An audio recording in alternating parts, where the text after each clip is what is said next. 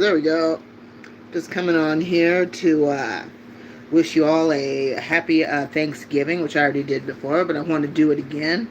And also to continue to promote this channel. I'm looking to have 1,000 subscribers by the end of January 2025. So um, I believe it is possible.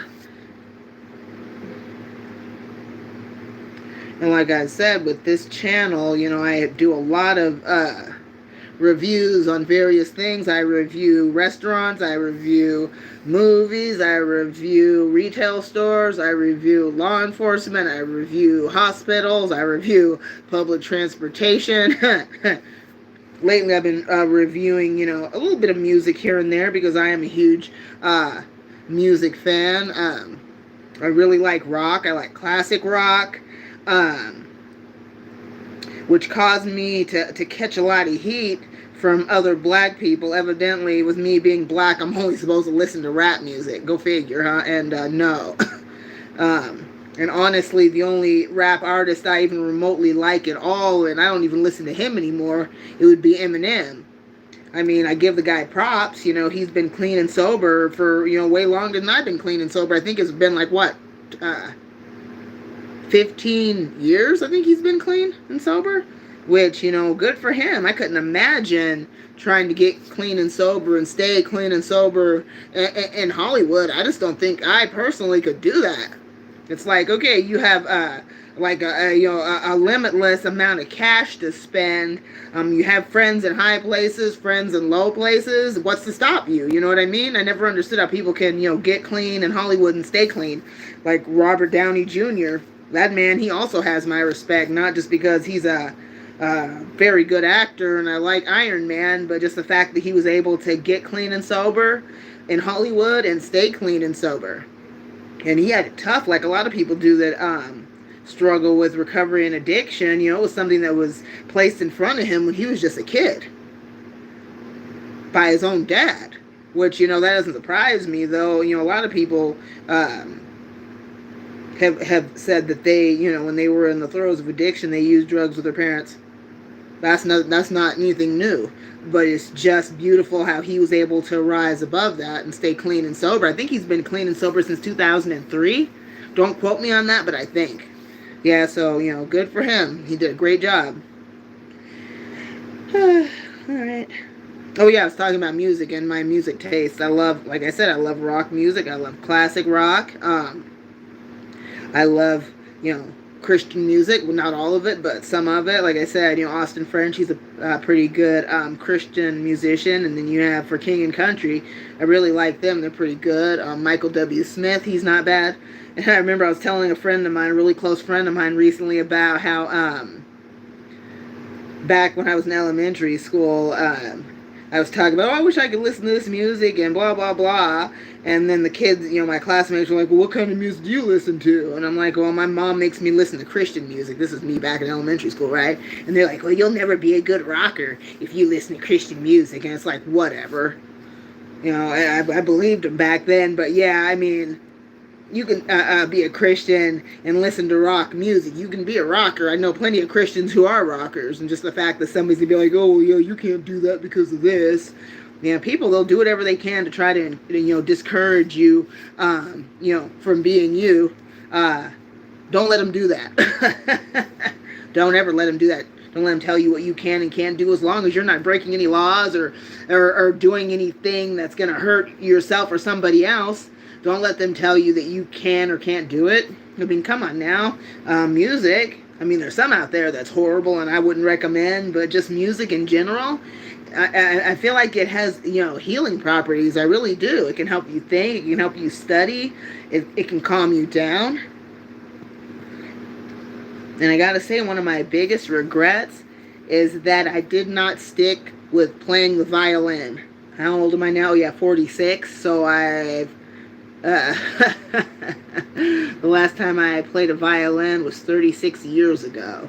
I was 10 years old in the 5th grade. And the only reason why I quit is because I didn't have any encouragement. I had no encouragement from my mom or anybody else. Had she encouraged me to stick with it, I probably would have. Imagine how good I would be now, you know what I mean? And I know it's never too late to do that sort of thing, but at the age of 46, it's like, nah, my plate is full. I mean, if there's a time when I have a little bit of extra time to try and learn, maybe, but no, it's not appealing to me anymore. And like I said, it's a shame that I quit, but it's just one of those things. Nothing I can do about it. Might as well, find another hobby, which, is what I'm doing right now, being on YouTube and bringing you guys this live video, or this live feed of, my nonsense. And I appreciate the support. Like I said, it's great that people out there support me and aren't throwing a bunch of insults at me. Which, even if they were, then they wouldn't be supportive and they wouldn't be my friends, and they probably should go, harass and bother somebody else. Like, for real. And that's it too. Like they say, misery loves company. If people, and I'm not even talking about like friends or family, but if some random people or whoever, see that you're doing good or think you may be doing better than them, they're going to hurl all kinds of insults at you, tell you you'll never succeed, you'll never accomplish anything. It's like, okay, well, that's your opinion. Bye.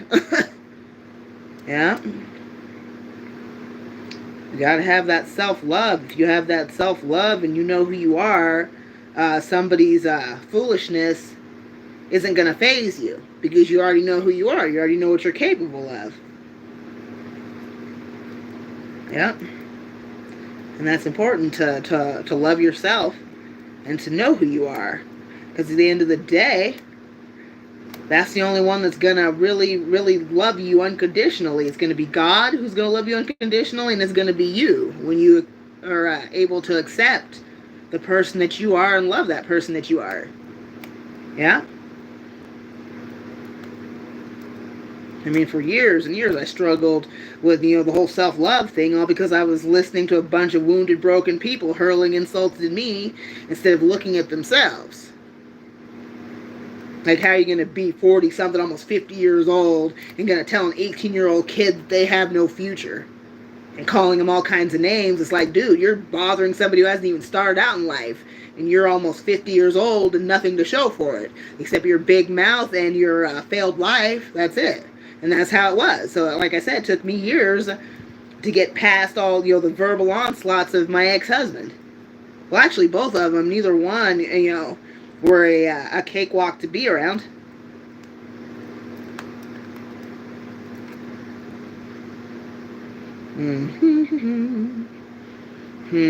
Looking at this ad for St. Jude Children's Research.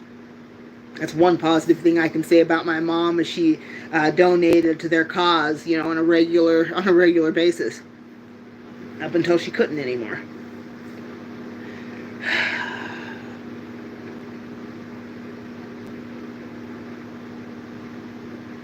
Yeah, I've got YouTube here trying to tell me that I should buy Sunday tickets. No. It might sound a bit cliche, but, I'm not a huge fan of sports. I mean, I was when I was a teenager. I loved the Seattle Mariners. I was back in the mid 1990s. It was back when they won their first championship.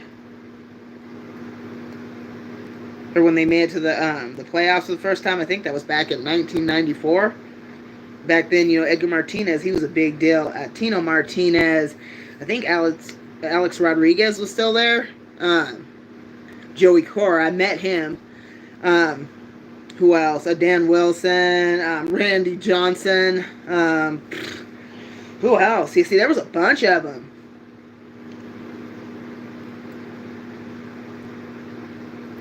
And I was really into that back then. And then, even, during the summer, since I lived in Tacoma and went to Foss High School. Well, next to Foss is Cheney Stadium. That's for our minor league team, the Tacoma Rainiers. And I remember going there a couple of times during the summer to watch, a few of their games. And that's where I met Joey Cora. He was there signing autographs, and I got his autograph, which I don't have anymore. Lost a lot of stuff, over the past 20-something years. Or, no, 30-something years. Yeah. And Raul Ibanez, that's right, I ended up getting his autograph. He was still playing for the Rainiers.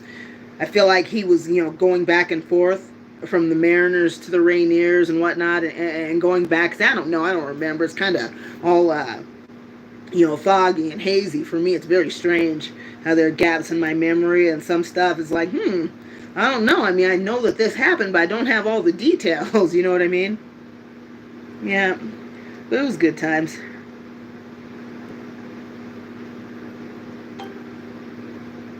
And it was so weird going back over to that area, a couple years back when I was all strung out. What a nightmare. It's crazy. And like I said, glory to God, I'm clean 5.5 years. And that's another thing. If you are in recovery, I know the holidays can be quite challenging. I know some people handle things not as good as other people do. And all I can say to you, because, we're all responsible for our own actions and decisions that we make. So the only thing I can say is just stay the course. Take one day at a time. Take 1 minute at a time. Because, I can only imagine, say you have an issue with alcohol and you've been sober for a while. If you're going to go to a place where they're drinking, you might want to reconsider that. And the same is true for, drugs. If you're, clean for a little bit and you're wanting to hang out with some people who you used to do dope with, that's probably not, the smartest idea by any means at all. And that's what's necessary sometimes when it comes to recovery, is you have to change your people, your places, and your things. Being from Tacoma, do you think that for a minute I would have thought ever in this lifetime, ever, or the next lifetime, that I would ever be living in another state? No. Why would I want to do that? You know what I mean? Because, back then I had it all figured out and my life was so good and blah, blah, which is not even true. Things were not good, but when I was living my life and, working at St. Vincent de Paul and stuff, for me, everything was great. But it took, being an addict, losing everything, and then being in recovery, it took everything I went through to realize, hey, I've been messed up for quite some time, and there's a lot of woundedness in me that needs to be healed. You can't fix the issue when it comes to addiction if you can't heal what's wounded you in the first place that led you to that addiction. And some of us have bigger wounds than others.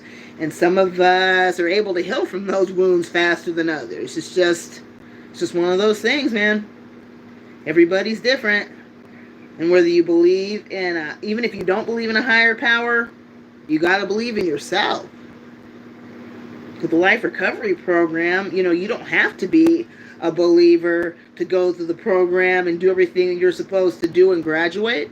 So, yeah, some people think, oh, yeah, hey, I have to be saved or believe in God to finish this program. No, you don't. You just have to have enough self-love to know that you're worth getting clean and sober and being given the tools that you need and the support that you need to stay clean and sober. Yeah. And I hope you all don't think that I think life is a cakewalk now because I'm clean and sober. Nah, if anything, it's the exact opposite. It's one of those things where you have to sit with your feelings. You have to be able to feel everything because, what else am I going to do? But it's just a matter of, taking things as they come, taking life one day at a time, 1 minute at a time, reaching out, having support's a huge thing. But don't be reaching out for help when it's already too late and you've already relapsed. You got to get to that point where you do that before you decide you're going to pick up a substance, which is easier said than done. Believe me, I know. And when I'd gotten off the streets, and had Morgan, I was living with that lady in Spanaway, Washington. Geez, it took me, 3 months after Morgan was born for me to go ahead and relapse and not even care that I relapsed. Because I wasn't in a long enough program, didn't have any support, and I thought, it doesn't matter, I'm used to doing this, it'll be all right. And obviously, that was not the case, and it wasn't right. So, going to IOP for a year and relapsing all of that time, finally, the counselor, because I ended up with a new counselor, she told me that, I had, another option. I could, take my baby and go, come to Spokane, or go to Spokane and go to the Isabella House, which is what I ended up doing. And that was a 6-month program, and I, graduated that, but that still wasn't enough. So, glory to God, I ended up participating in the Union Gospel Missions Life Recovery Program. Now, it's open and available for both men and women. They're in different facilities, but the program remains the same, and the goal is the same, is to recover your life. Yep.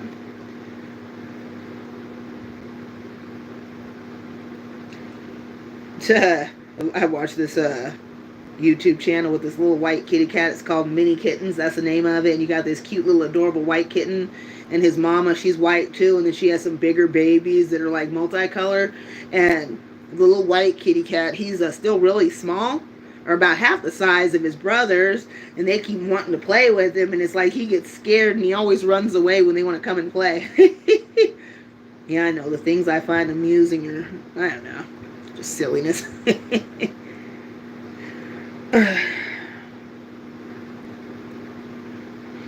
Another thing I like to do is watch a lot of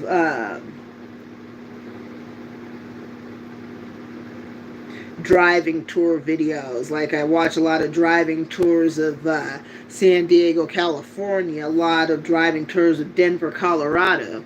Although, at first I wanted to visit Denver, but then after looking into it a little bit more, it's like, wow, that's like a worse version of where I'm from, and that's Tacoma. Lots of crime everywhere.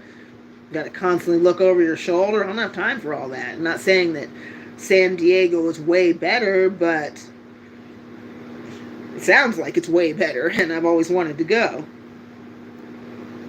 So, that's our goal for next year. I don't know. We'll see. It's just a dream right now. But yeah, it'd be really cool.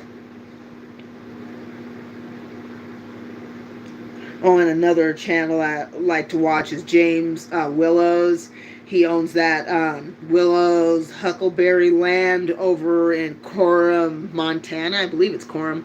Yeah, it's a really big, cool, tourist attraction. Lots of souvenirs there. There's food, all kinds of things. Clothing you can buy. Yeah, it's pretty cool.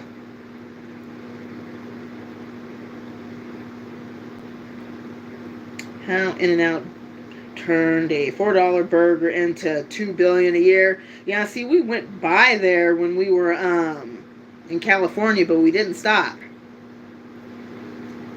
And a lot of people, they either swear up and down that those are the best burgers, and then there's the other group that say that's the worst food they've ever had and never go there. You know what I mean? I don't know. I've never been. But I wanted to try it, but not enough to, for us to stop there. Yeah. All right. Huh? Oh, yeah. Yep. Okay, anyways, guys, I hope you have a wonderful, safe Thanksgiving. I hope that, that this live feed has been of help to anybody who's struggling right now.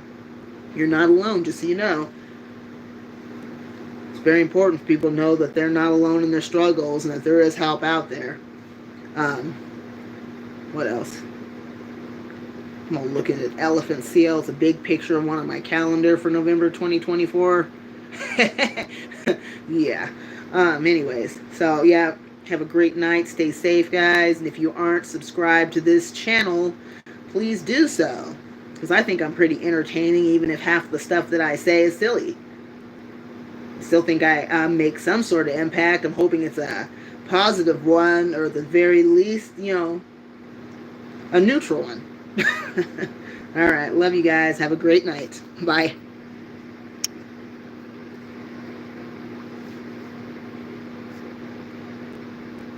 Okay. Now.